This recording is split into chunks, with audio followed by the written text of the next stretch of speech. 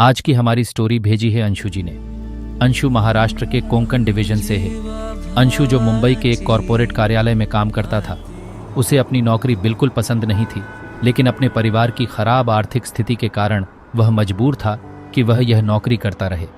उन दिनों उस कार्यालय में वर्कर कम होने की वजह से अंशु को लगभग ज्यादातर ओवरटाइम करना पड़ता था। हालांकि उसे ये बिल्कुल भी मंजूर नहीं थी। ओवरटाइम करने से उसकी नींद ठीक से पूरी नहीं हुआ करती थी और वो दिन भर काफी थका थका सा रहा करता था, जिससे उसकी मानसिक हालत भी ठीक नहीं रहने लगी थी। उससे जबरदस्ती ओवरटाइम करवाया जाता था और ना करने पर नौकरी से निकाले जाने की धमकी मिला करता था। इस नौकरी के चलते वह न तो अपने खान पान का ख्याल रख पाता था, न ही अपनी सफाई का।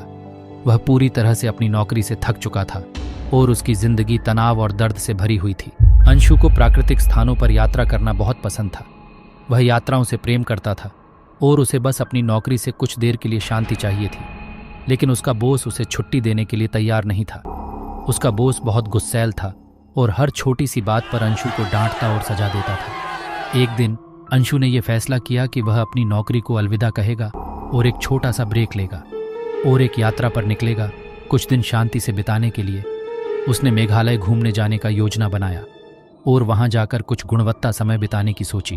अंशु ने अपनी नौकरी से इस्तीफा दे दिया और एक रोमांचक यात्रा के लिए मेघालय चल पड़ा।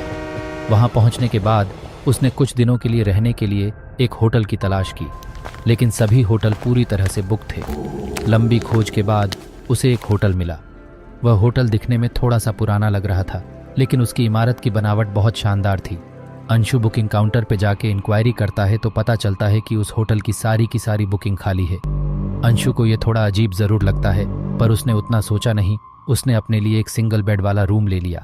रात के खाने के बाद अंशु ने कुछ आराम किया और फिर अगले दिन मेघालय के सुंदर स्थलों की यात्रा पर निकल पड़ा। उसने मेघालय की खूबसूरती के पल कैमरे में कैद किए। दिन भर की यात्रा के बाद वह रात के 9 बजे अपने होटल लौट आया। उसने आते ही देखा कि होटल में एक भी कर्मचारी नहीं थे, केवल वो और होटल का रिसेप्शनिस्ट ही थे। वो रिसेप्शनिस्ट भी अंशु के लौटने का ही इंतजार कर रहा होता है। अंशु को होटल में आते ही उसे अपने पास बुलाया और उसका खाना पकड़ाते हुए बोला कि ये रहा सर आपका खाना, hope you will enjoy your meal. वैसे आपकी यात्रा कैसी रही सर? अंशु अपने यात्रा के बारे में बता ही रहा होता है कि वो रिसेप्शनिस्ट अपने रिस्ट वॉच में टाइम देखते हुए बोलता है कि सॉरी सर, अभी मुझे जाना होगा, मैं कल सुबह 5 बजे आपको मिलता हूँ। रिसेप्शनिस्ट के इतना कहते ही अंशु गुस्से से आग बबूला होते हुए बोला कि अब भला ये कैसी बदतमीजी है? आप अपने गेस्ट को ऐसे अकेले इस वीराने होटल में कैसे छोड़ के जा सकते हैं? वो रिसेप्शनिस्ट कहता है कि इसके लिए मैं तहे दिल से माफ़ी चाहता हूँ सर। वो होटल को हाल ही में रेनोवेट करके चालू किया गया है ना, तो उसी के चलते यहाँ नाइट स्टाफ की कमी है। पर आपको चिंतित होने की कोई ज़रूरत नहीं है, गेट पे गार्ड पहरा दे रहा है, आप बिल्कुल सुरक्षित हो। हाँ, पर बाहर से किसी भी प्रकार का आवाज़ सुनाई दे तो अपने कमरे से बाहर मत निकलना। अंशु आश्चर्यचकित से पूछा, ऐसा क्यों?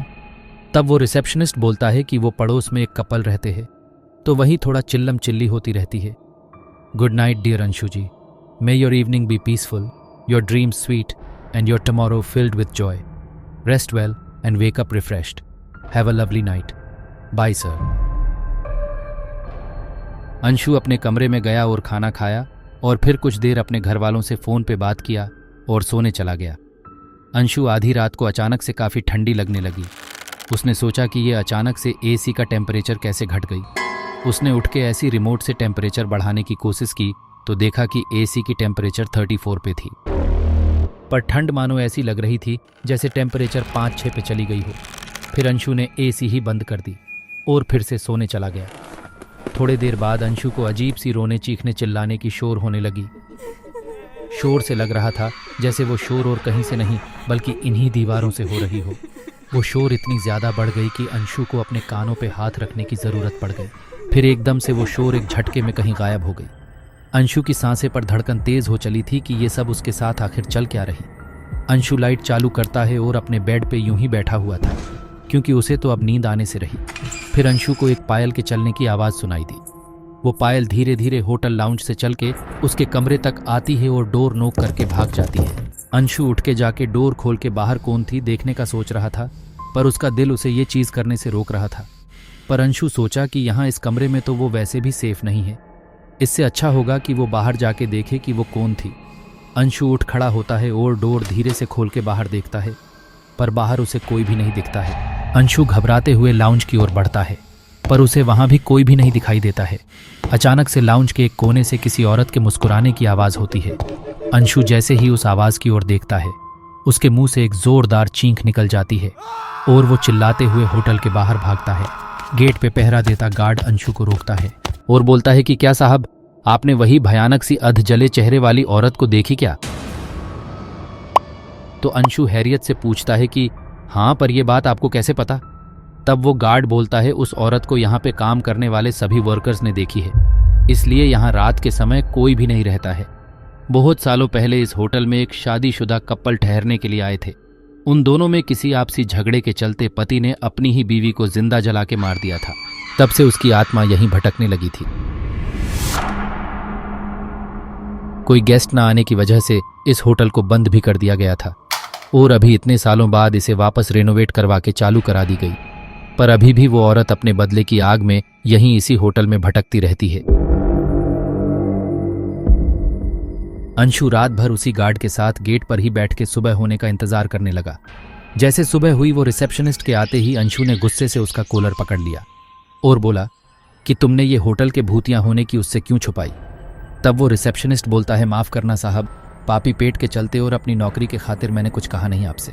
अंशु तिल मिलाता हुआ उसका कॉलर छोड़ देता है और तुरंत ही वो होटल रूम खाली कर देता है और चला आता है।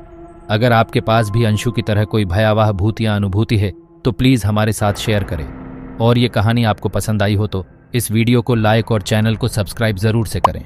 मिलते हैं अपनी अगली वीडियो में, तब तक के लिए बाय बाय।